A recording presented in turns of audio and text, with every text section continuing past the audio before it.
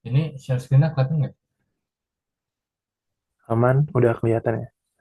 Jadi selamat malam semuanya.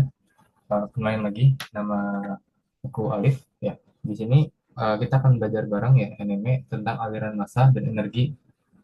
Oh, suara ya kecil. Bentar.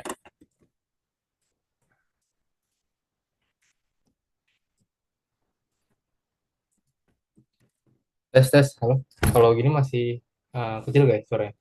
Aman, aman. Udah gede kok ini suaranya. Sip. Nah, sekarang malam ini kita bakal bahas tentang aliran massa dan energi melalui ekosistem. Di mana di sini kita merujuk ke buku Marty Marlock ya di bab 9 dengan judul serupa kayak ini. Nah, kita mulai dari outline-nya ada pendahuluan, lalu kita bahas tentang aliran aliran energi melalui ekosistem, baru yang terakhir kita bahas tentang tingkat trofik dalam ekosistem. Nah, soal pendahuluan ini kita mulai dari dari beberapa definisi atau beberapa uh, istilah yang dibahas oleh Odum di sini. Dan di sini katanya ekosistem itu merujuk pada sistem kompleks yang di mana tempat mengalirnya energi dan massa. Ya. Lalu sedangkan biosfer itu merupakan sistem pendukung kehidupannya. Nah, lalu di sini di bukunya itu jelaskan ada beberapa komponen ekosistem seperti properti, gaya, jalur aliran, interaksi sampai dengan umpan balik. Ya, di sini properti dikatakan contohnya itu seperti ion kimia, seperti populasi organisme. Sedangkan kalau gaya, di sini komponen ekosistem itu berupa energi yang menggerakkan aliran energi dan massa. Sedangkan kalau jalur aliran, di sini itu berupa gerakan energi atau massa yang melintasi batas sistem. Lalu interaksi di sini tuh contohnya tuh seperti hubungan antar variabel dalam ekosistem, seperti uh, antara produsen dan juga konsumen makanan di ekosistem. Lalu juga umpan balik di sini contohnya itu dalam ekosistem itu seperti proses kompleks menghasilkan stabilitas atau perubahan. Nah, di sini ada cuplikan gambar dari bukunya, yang mana itu merujuk pada diagram sistem, ya, diagram sistem dari ekosistem. Nah, di mana di sini tuh eh, ada terlibat antara massa dan energi, mulai dari awal ini kan autotrof ya. Autotrof ini tumbuhan yang menyerap cahaya. Cahaya ini kan energi, menyerap energi. Nah, sedangkan di sini heterotrof ini adalah bisa kita katakan misalnya hewan, hewan pemakan tumbuhan. Nah, di sistem diagram ini terlihat bahwa energi yang diserap oleh ini autotrof itu akan diambil oleh eh, makhluk heterotrof ini. Ini membuktikan kalau diagram ini menunjukkan keterkaitan aliran energi dan massa antar satu sama lain. Seperti itu. Lalu dari makhluk autotrof ataupun heterotrof itu pasti akan melakukan respirasi. Jadi mereka tuh mengeluarkan massa dari proses yang dilakukan. Nah, kita lanjut ke bahasan selanjutnya, yaitu aliran energi melalui ekosistem. Nah, di sini kita bahas yang paling pertama tuh bagaimana penerapan neraca energi di biosfer. Nah, kan neraca energi ini di sini tuh merujuk pada energi yang masuk sistem, masuk bentar,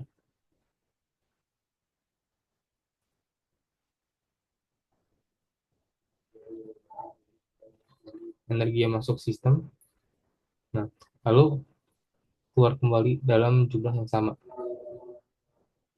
Nah, di sini ekosistem ini menerapkan sistem termodinamika yang terbuka. Ya, jadi seperti misalnya energi matahari ini tuh masuk diubah jadi biomasa, lalu dilepaskan sebagai panas. Nah, sebagai contoh di sini kita ambil saja ini misalnya matahari. Nah, matahari ini menghasilkan energi radiasi sebesar 342. Nah, lalu 342 ini disebar jadi macam-macam bentuk. Uh, Misalnya di sini ada yang direfleks atau dipantulkan oleh awan, lalu ada yang diserap oleh atmosfer, lalu ada juga yang diserap oleh permukaan. Nah, Kalian keperhatiin, ini kan uh, adalah ini itu sebesar 34,2. Lalu di sini ada pecahan itu adalah 67, terus ada 77, ada 168 yang diserap ini oleh permukaan hingga sampai dengan yang dipantulkan oleh permukaan 30.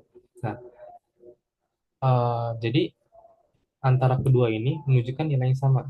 Jadi ini akan sama dengan out. Ini sama dengan out. Ya. Jadi 3,42 sama dengan 67 ditambah 77 ditambah 168 ditambah 30. Ini contoh penerapan bagaimana energi diterapkan dalam sebuah ekosistem. Nah, di sini juga ada beberapa review prinsip termodinamika yang mendukung narasi energi ini. Seperti boom pertama tuh katanya energi itu kekal, gak dapat diciptakan, gak bisa dimusnahkan. Nah, lalu katanya boom kedua tuh konversi itu tidak mungkin 100%. Yang artinya tuh efisiensi itu gak mungkin 100. Nah, lalu hukum ketiga, uh, kalau suhunya itu 0 Kelvin, katanya gak ada energi yang tersisa atau sub-zero. Nah, itu kita udah melewati bahasan tentang narasi energi di biosfer. Lalu kemudian kita bahas tentang emergi sebagai unit analisis. Nah, apa itu emergi? Nah, emergi ini merupakan uh, konsep ya, yang dimana energi yang dibutuhkan untuk menciptakan sistem.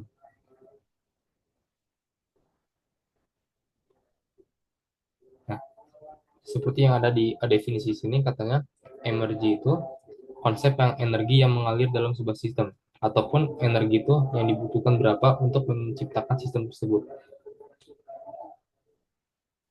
Nah, lalu di sini ada beberapa prinsip atau istilah yang dimana kalau semua energi di ekosistem itu dalam biosfer dalam skala luas itu berasal dari matahari.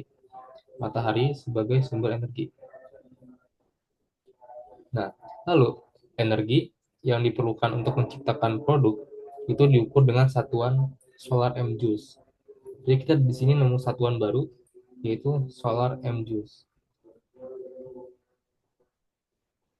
Nah, lalu di sini juga ada istilah baru yaitu transformity atau TR dengan satuan Sage per Joule. Ya. Nah, lalu kenapa transformity ini penting atau transformitas? Nah, jadi transformity yang tinggi buat sistem itu akan berpengaruh pada kebutuhan yang lebih banyak energi matahari untuk menghasilkan unit energi tertentu. Jadi kalau misalnya TR-nya tinggi, maka akan berhubungan linear dengan kebutuhan energi, kebutuhan kebutuhan energi matahari. Nah, lalu ini akan berhubungan lagi dengan bagaimana tingkat efisiensi energinya yang terjadi di ekosistem tersebut. Nah, lalu kenapa perlu transformity atau transformitas? Nah, transformity ini diperlu buat evaluasi uh, efisiensi perubahan energi. Ya, perubahan energi. Nah, sini ada sebagai contoh ya. Contohnya ini ada ekosistem uh, ini produksi kayu cemara. Nah, di sini katanya TR-nya itu senilai ini. TR-nya sama dengan ini tuh maksudnya 3,85 dikali 10 pangkat 4. Ya. Nah, ini kan sebentar ini. Nah, ini tulis di bawah. Ini jadi 3,85 dikali 10 pangkat 4 sej per joule. Ya. Ini kalau kita bisa ubah kan akan sama dengan nilai itu 3,85 dikali 10 pangkat 4 sej per 1 joule kan. Ya. Makanya artinya tuh ini setiap joule energi dalam kayunya itu ya, akan membutuhkan 38.500 sej. Ya, dari mana 38.500? Berarti ini 3,85 dikali 10 pangkat 4. Makanya dapat dapat 38500 gini. Sampai sini aman. Ini kita habis ini coba masuk pelatihan soal tentang transformity ini. Nah, Aman. oke. Apa sih, Bang? Nah, lalu di sini ada kita masuk ke contoh soal emergi. Nah, ada kasus soal yang dimana pertumbuhan pohon cemara ini bernilai 3 kali 10 pangkat 4. Ya, 3 dikali 10 pangkat 14, sorry. Ini satuannya tuh sage per jam. Nah, lalu katanya energi yang terkandung dalam kayu tubangan itu senilai ini. Ini tuh 3,8 dikali 10 pangkat 10 Joule per jam. Nah, tadi kan TR itu satuannya apa? Satuannya itu Sage per Joule. Makanya kita bisa katakan rumus TR itu merupakan ini. 3 kali 10 pangkat 14 Sage per jam per 7,8 dikali 10 pangkat 10 Joule per jam. Ya. Nah, di sini ini namanya adalah solar energy flux. Nah, sedangkan yang di bawah ini menyebutnya ini adalah energi flux. Nah, makanya didapat nanti hasil ini adalah senilai ini 3,85 dikali 10 pangkat 3 Sage per Joule. Nah, untuk penafsirannya akan seperti ini.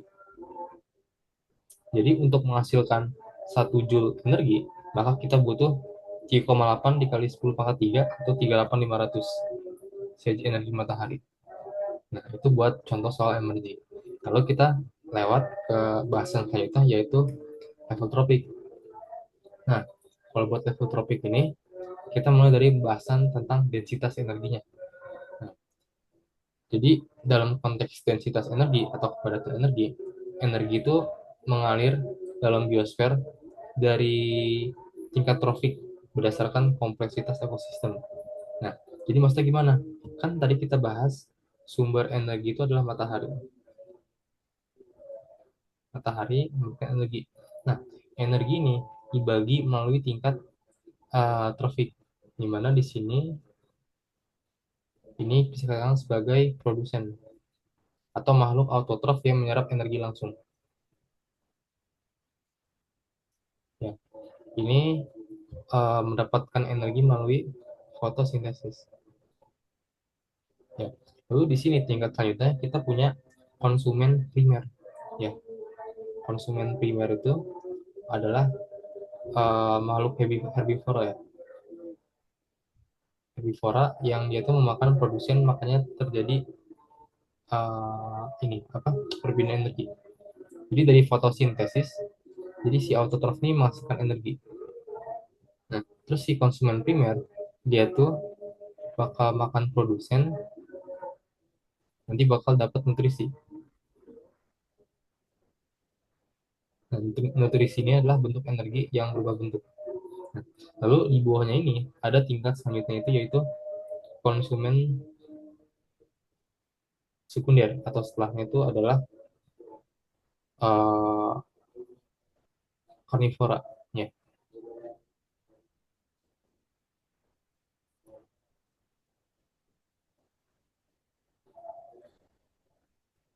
Dan seterusnya sampai dengan ini pengurai tingkatannya. Nah, lalu di sini ada sebuah tabel ya tentang seberapa padat energi dalam ekosistem. Nah, di sini densitas energi itu konteksnya tuh mengacu pada energi yang tersedia dalam area ya. Jadi misalnya ada sebuah petak. Ini adalah petak. Petak ini adalah petak ekosistem misalnya apa nih? Eh, tenaga surya. Ekosistem ekosistem A aja. Nah, ini ekosistemnya merupakan punya petak sebesar M kuadrat. Nah, maka di sini densitas energi ini merujuk pada berapa energi yang tersedia per satuan areanya. Kayak gitu. Nah, lalu eh, di sini kalau dari tabel kategori kepadatan ekosistem, nah, total padatan energi itu paling terbanyak pada perkotaan industri bertenaga bahan bakar.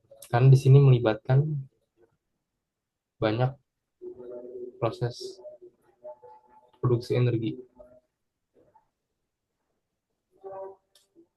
seperti persiapan utilitas pabrik atau bikin bahan bakar, biofuel, dan lain-lainnya kayak gitu.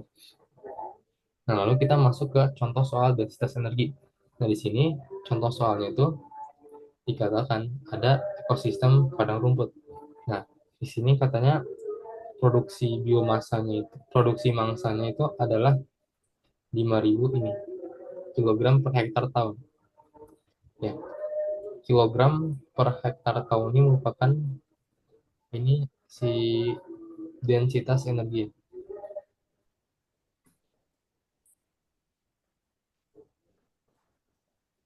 kilogram per hektar tahun. Nah, lalu katanya herbivoranya atau si konsumennya ini mengkonsumsi 2.000 kilogram biomasa,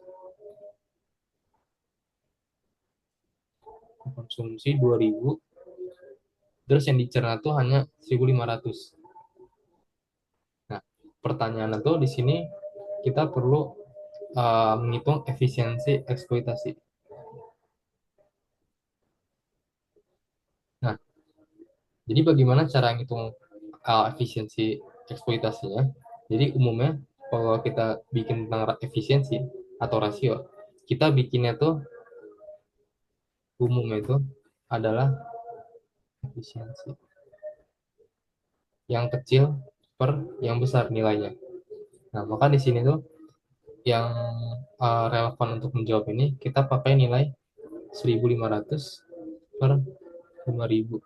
Ya ini kilogram, yang di bawah ini adalah kilogram per hektar tahun. Nah, kenapa yang dipakai ini 1.500? Kenapa ini bukan yang 2.000?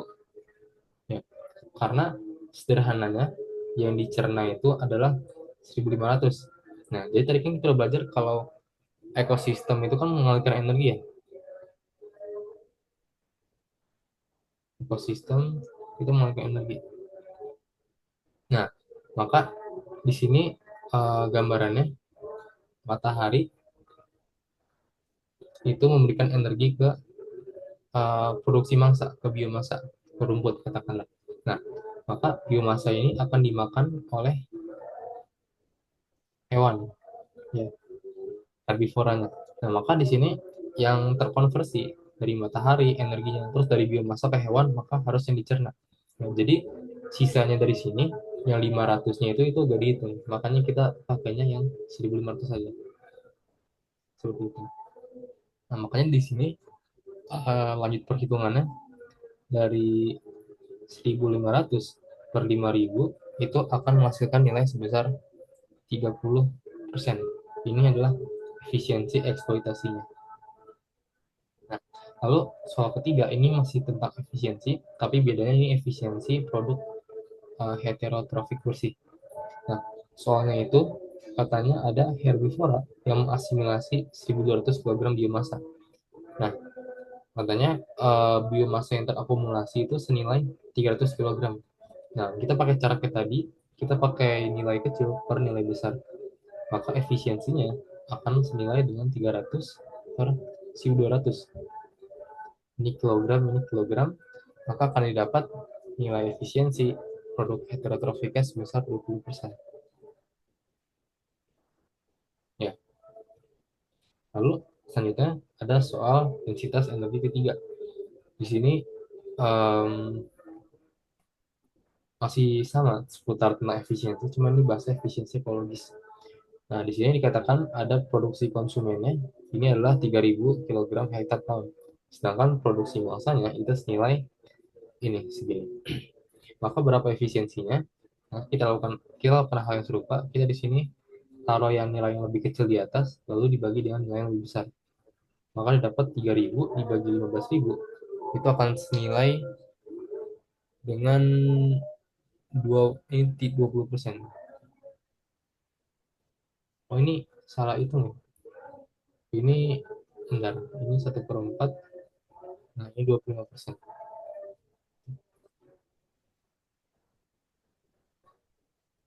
Kita lanjut ke topik selanjutnya, ke tentang level traffic. Sebelum kita lanjut, ada yang mau ditanya dulu ya? Apa sebaiknya kita lanjut aja? Oke, kita lanjut aja ya. Jadi di level traffic ini, kita lanjutannya bahas tentang produksi primer. Nah, produksi primer itu apa? Nah, jadi produksi primer itu merupakan uh, berapa energi matahari yang dirubah ke energi kimia oleh autotrof. Ya. Jadi jenis produksi primer ini ada berupa GPP atau Gross Primary Production, yaitu refer atau mengacu pada total karbon yang difiksasi per satuan waktu.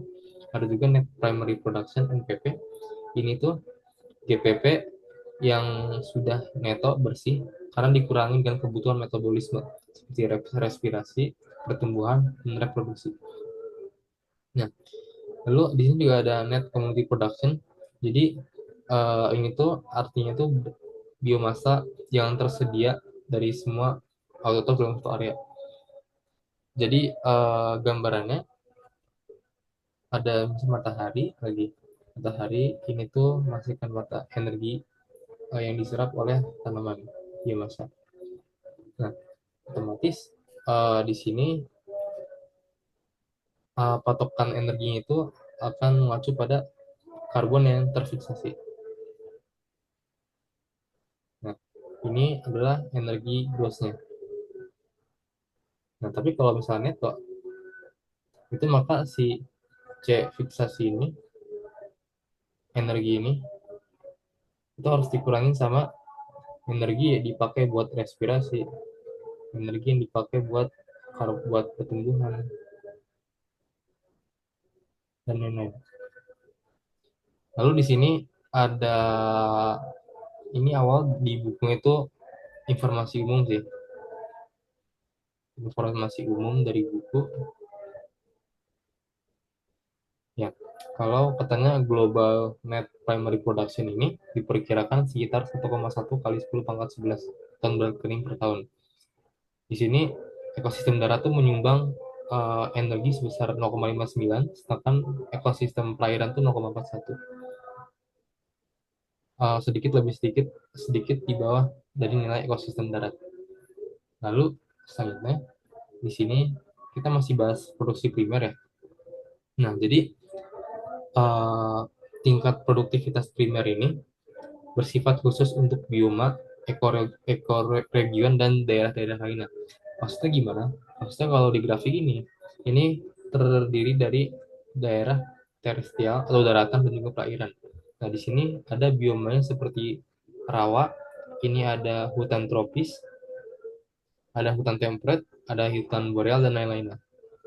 Nah, di sini terlihat kalau misalnya hutan tropis itu akan menghasilkan sekitar 1750 MPP-nya. Produksi energinya sebesar itu. Lalu di sini kita dikenalkan dengan istilah namanya rasio akumulasi biomasa. Nah, rasio akumulasi biomasa ini adalah biomasa yang tersimpan dibagi dengan produktivitas bersih. Oke.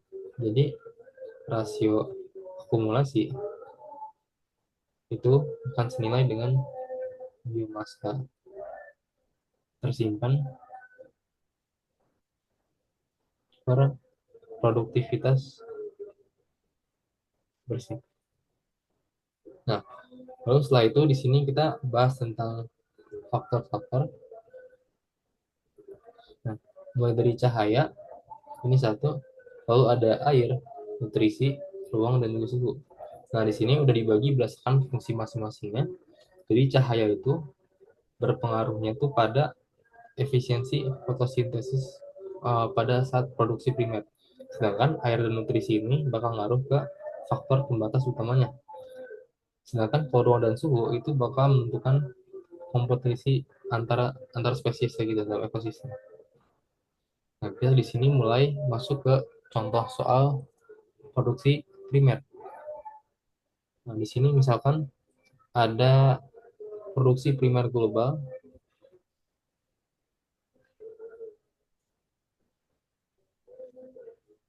produksi primer global sebesar itu 1,1 dikali 10 pangkat 11. Nah, lalu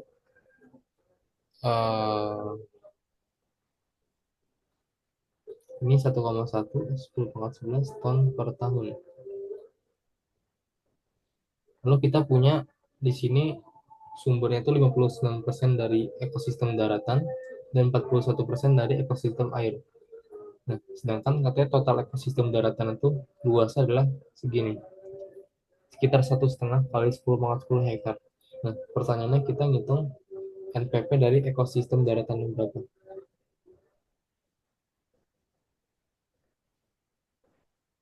Nah, cara menghitung NPP itu eh, nah, di sini ada algoritma dulu. Nah, kita di sini perlu produksi primer dari ekosistem daratannya berapa. Lalu kita konversi ini dari ton ke kilogram. Baru terakhir algoritma itu kita hitung rata-rata NPP berapa. Nah, kita mulai dulu dari yang pertama itu kita hitung produksi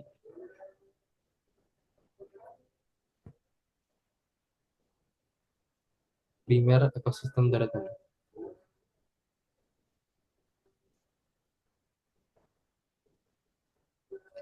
Nah, tadi kan uh, jadi produksi primernya itu caranya tadi kan kita dapat rasionya itu 0,59 ekosistem daratan itu 0,59. Nah, lalu ini dikalikan dengan ini apa produksi primer globalnya 1,1 dikali 10 pangkat 11 ton per tahun. Nah, maka didapat ini tuh akan senilai dengan 6,49 dikali 10 pangkat 10 ton per tahun. Nah, lalu ini kan masih berupa satuan ton, maka ini perlu diubah ke kilogram. Maka tahapan kedua ini kita konversi dari ton ke kilogram. Nah, ini kan 6,49 dikali 10 pangkat 10 ton per tahun. Nah, maka cara konversinya itu karena 1 ton itu 10 pangkat 3, maka di sini kita kali 10 pangkat 3 kilogram per ton. Nah, kita bisa coret ini satuannya, maka akan didapat senilai 6,49 dikalikan 10 pangkat 13 kilogram per tahun.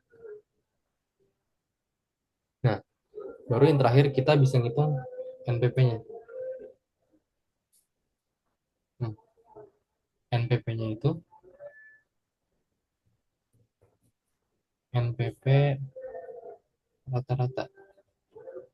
Nah, ini kita hitung dengan produksi primer ekosistem darat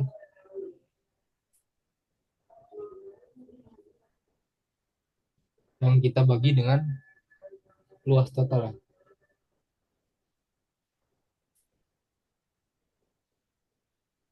Nah, maka didapat di sini NPP-nya itu 6,49 dikali 10 pangkat 13. Ini satuan itu kilogram per tahun. Nah, lalu kita bagi dengan luas total ekosistem daratnya. Di sini luas total itu senilai ini 1,49. 1,49 kita kali dengan 10 pangkat 10 hektar ini.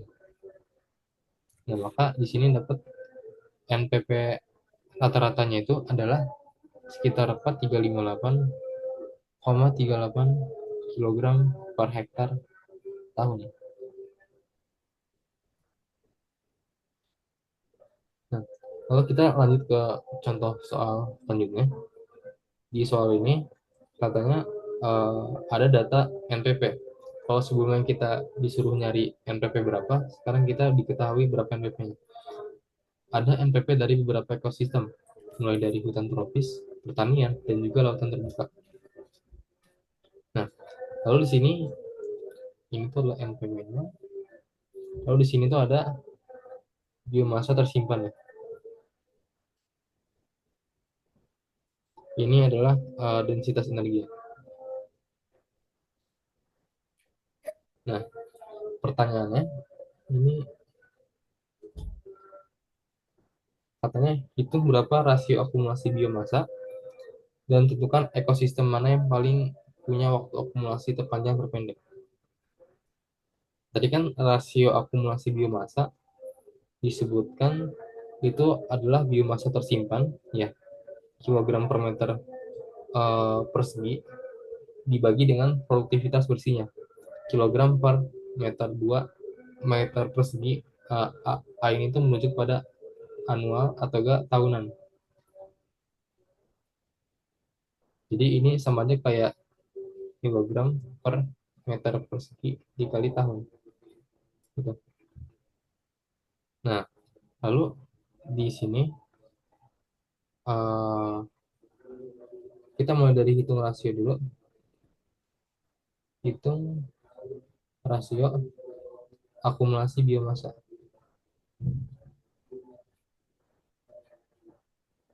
Nah, jadi rasionya itu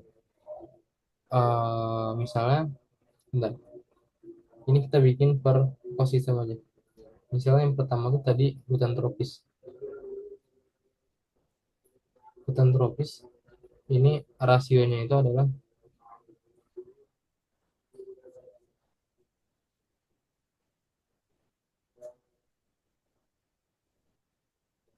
sekitar 30.000 ya. 30.000 per 1.500. Ini kan satuannya kilogram per meter persegi. Kalau ini kilogram per meter persegi tahunan. Ini senilai dengan 20 tahun. Ya.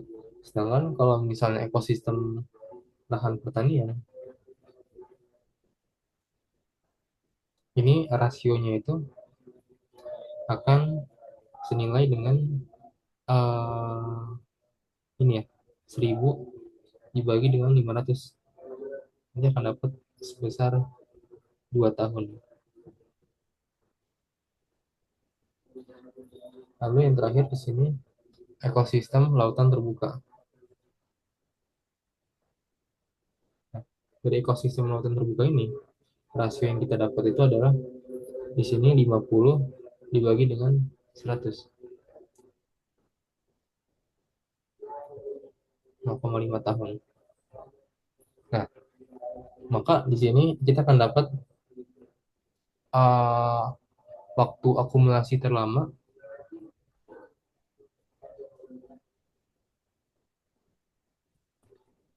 itu adalah hutan tropis karena dia 20 tahun. Sedangkan waktu akumulasi yang paling singkat itu adalah lautan terbuka senilai 0,5 tahun.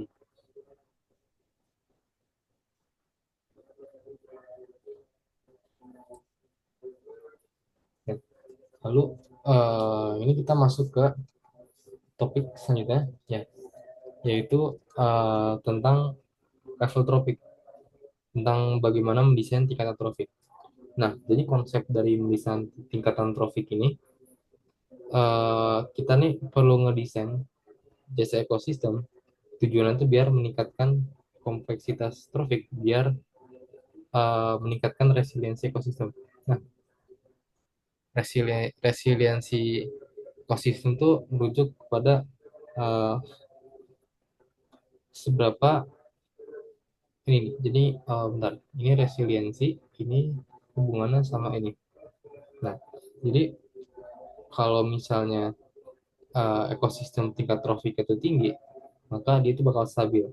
Nah, stabil ini dan resilient ini berarti dia tuh tahan terhadap gangguan konstan dari kondisi awal kembali ke bentar.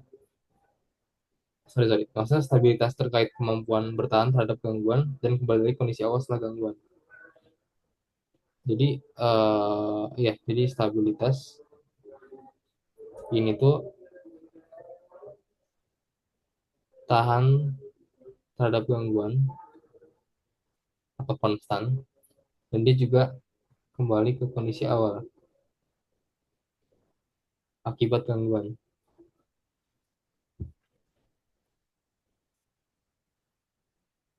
konstansi.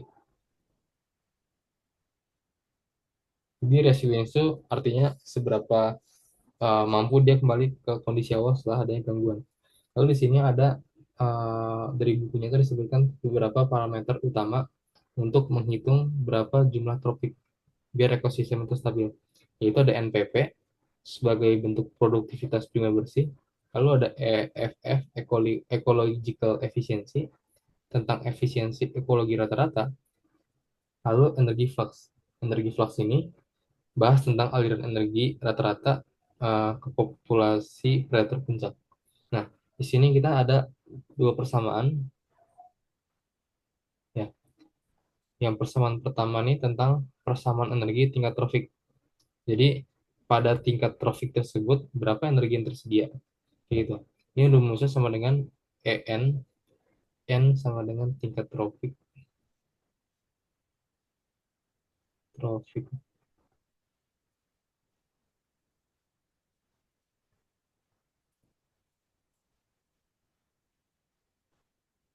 Ya. Dengan MPP ini sebagai produktivitas primer bersih, sedangkan EFF itu merupakan ecological efisiensinya. Dengan di sini tuh pangkatnya tuh N-1. Nah, lalu sedangkan kalau buat nyari N ya, itu dihitung dengan ini. Ya, satu ditambah logaritma dari EN dikurangin log NPP dibagi dengan log FF. Nah, ini ada sebuah contoh soal bagaimana mendesain sebuah eh, tingkatan profit. Nah, di sini misalnya ada ekosistem hutan tropis. Nah, katanya dia tuh diketahui pada tingkat trofik keempat. Nah, kita di sini dapat data N-nya itu adalah 4. Nah, lalu eh, diketahui ini tuh ada data NPP ya. Terus di sini ada FF itu 0,15. Lalu N-nya 4. Ini udah dikasih tahu ya. Terus katanya hitung EN-nya berapa. Nah, jadi EN atau E4 di sini tuh kita bakal hitung dengan NPP dikali EFF. Ini berarti N-1, 4-1. Ya, di sini NPP-nya itu adalah 2000 ya. 2000 dengan satuan gram per meter kuadrat tahun. Dikali efisiensinya itu 0,15 pangkat 3. Maka di sini akan dapat kalau E4-nya itu senilai 0,75.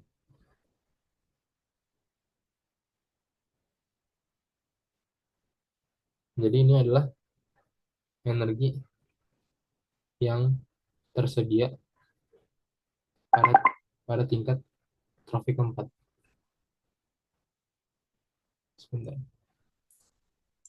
Pada tingkat.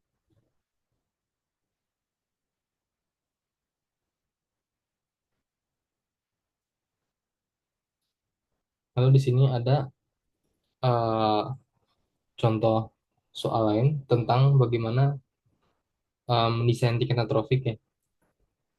Ini kalau tadi kita diminta mencari EN-nya, di sini kita mencari berapa jumlah tingkat traffic ya. Berarti kita di sini nyari N dari ini. Nah, di sini ketahui ini tuh adalah NPP-nya. Kita tulis kalau NPP-nya itu sama dengan 1500. Ya. Lalu EFF-nya itu senilai dengan 0,1. Di sini sedangkan EN-nya ini adalah 4,5. Nah, maka kata di sini kita harus cari berapa N-nya. Nah, maka rumus N tadi kan satu ditambah logaritma dari EN, ya. Terus eh dikurangi nih, dikurangi dengan logaritma dari NPP.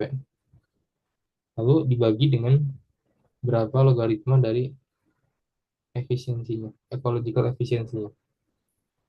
Nah, kita bisa masukin angkanya. Ini logaritma dari EN itu adalah 4,5. Lalu ini tuh logaritma dari NPP itu adalah 1.500. Lalu logaritma dari EFF-nya itu adalah 0,1. Nah, di sini eh, nanti akan jadi nilai berapa nih? Bentar. Sekitar 0,653. Ini 3,176. Kalau ini minus 1. Nah, nanti bakal dapat N-nya itu senilai 3,5. 3,523. Jadi tingkat tropiknya itu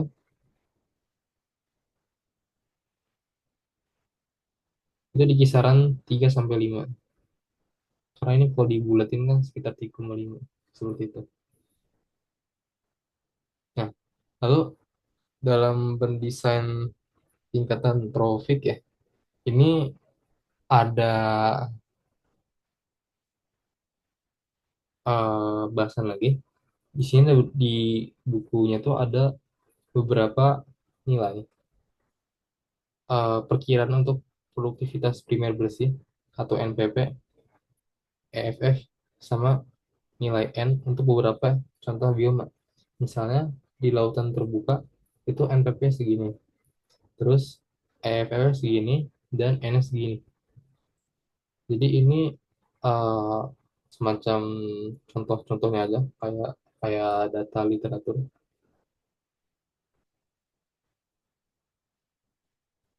NPP, EFF, N untuk bioma tertentu. Nah, sedangkan kalau di sini eh, ada contoh gambar tentang produktivitas primer yang dibutuhkan atau istilah itu PRR. Jadi PRR itu adalah primary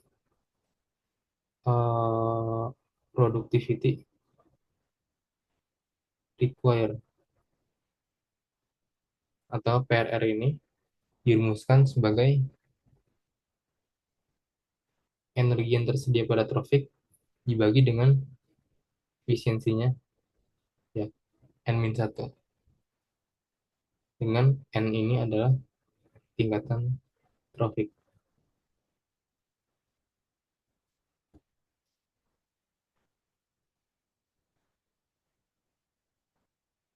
Nah, di sini ada contoh berapa produktivitas primer yang dibutuhkan buat penangkapan ikan. Misalnya di sini ada efisiensi trofiknya itu diberikan 0,1. Lalu di sini ada tingkatan trofiknya mulai dari 1 sampai 4. Ya, maka ini nilai PRR nanti. Kan PRR ini merupakan EN per EF nih. N-1. Mulai dari segini, 2 kali 10 pangkat min 3, 2 kali 10 min 2, 2 kali 10 pangkat min 1, sampai dengan nilai 2. Jadi intinya dari gambar ini ya, peningkatan nilai traffic itu akan mengakibatkan PRR-nya atau produktivitas primer yang dibutuhkan itu menurun. Keterkaitannya itu. Jadi udah materi udah beres. Jadi ada yang mau tanyain nggak ya? Iqbal mau nanya ini materinya benar sampai ini aja.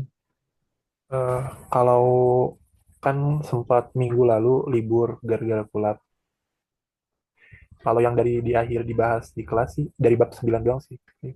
Mungkin sebelumnya ada yang mau ditanyain dulu nggak dari materi yang udah dikasih?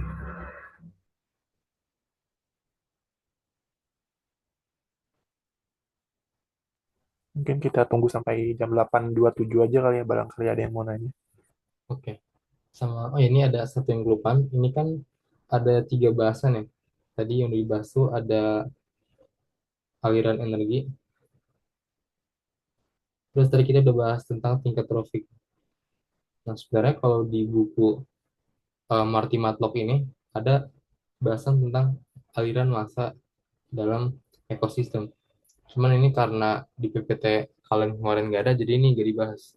Tapi ini ada di halaman sekitar 175 mungkin di Marty Matlock.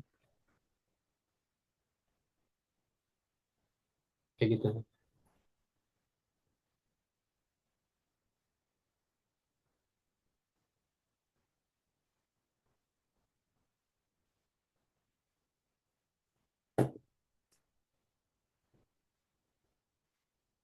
Mungkin buat teman-teman ada yang mau ditanyain lagi nggak ya?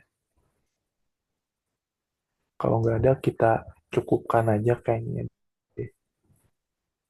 Mungkin aku sekalian tutup juga. Makasih banyak buat tutor untuk hari ini. Mungkin makasih banyak juga buat Alif. Nah, buat nanti materi sama recordnya bakal menyusul ya. Makasih semua. Makasih Alif. Makasih semua. Semoga lancar kuisnya.